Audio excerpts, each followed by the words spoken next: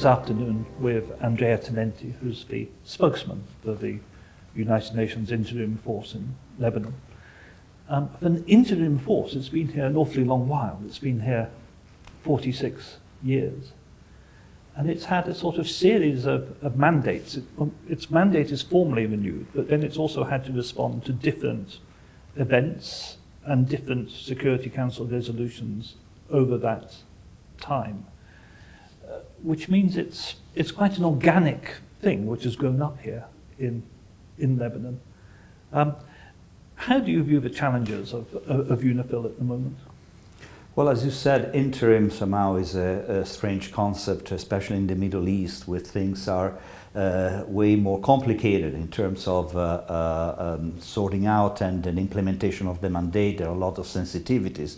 So the challenges have been several throughout all this period, but if I have to focus on the recent challenges are, of course, to bring back stability in south of Lebanon. A stability that we had witnessed since from 2006 until October 2023.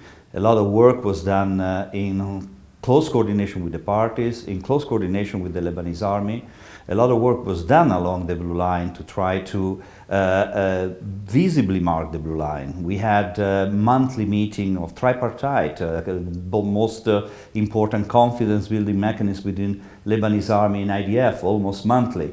Now, of course, the challenge is mainly to restore stability, to bring back the people in south of Lebanon, and to support the Lebanese army in their full redeployment in south of Lebanon, and the full also withdrawal of IDF from the south of the country. I want to go on to the events of the 26th of January this year, because this was a massacre. There were, the figures I have from the Lebanese Ministry of Health, 26 people killed and 147 injured. I was there myself that day on the lines. I saw somebody shot, thankfully not killed, in front of me, a young boy. And one thing I can say for sure is that the only people I saw carrying weapons were the IDF, UNIFIL, and the Lebanese army. I saw no civilians or militia or anybody else carrying any weapons. These were unarmed people who were shot and killed. And that's on UNIFIL's watch. UNIFIL is there to protect people. And over a period of several hours, people were being shot and killed and over 150 wounded in front of your peacekeepers. I think the world is entitled to ask, what are you doing? And why weren't you doing anything to stop it? The massacre of that many civilians is not a small thing. For my fellow Scots, it's the size of the Glencoe massacre. It's twice the size of the Bloody Sunday massacre, which had huge ramifications for British history. Why were your peacekeepers so inert during this massacre? Okay, let me say that, first of all, the situation, what happened on the 26th was exactly a very dramatic day. Protection of civilians is definitely part of all peacekeeping missions. What peacekeepers are there to assist the government, in this case the government of Lebanon. The main responsibility on the protection of civilians is usually with the government where we are working. In this case was the Lebanese government. And of course, our responsibility is to protect civilians under imminent threat of violence, and this is what we did when the government cannot assist.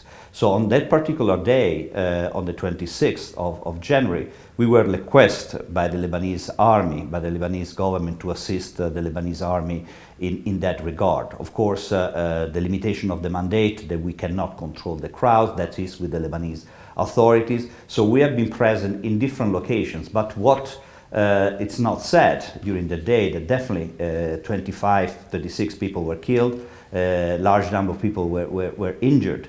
The mission within our mandate and what we can do under Chapter 6 of the Security Council was to assist the Lebanese army during the day to minimize the risk. There were thousands of people who went to the south of Lebanon. We have been asking the IDF to refrain from firing. At the same time, we have been doing a large number of deconflicting activities with the parties, trying to mitigate the risk in different locations along the blue line, so all along the blue line, 110 kilometers. So definitely that what happened on the day was very dramatic in terms of the number of killed people. The week after, in fact, the situation was very different from the previous week. So we have to see also how much the mission, together with the Lebanese army and Lebanese authorities, have been able somehow to mitigate some of the more dramatic events that could have happened, that could occur that day along the blue line. So I have to say that definitely was a very difficult day, difficult situation. Thousands of people went to the south. Our role as a peacekeeping mission is to mediate within the parties and trying to mitigate the risk. And that's what we did. Again, we are not a mission that can enforce peace. We are not under Chapter 7 of the Security Council.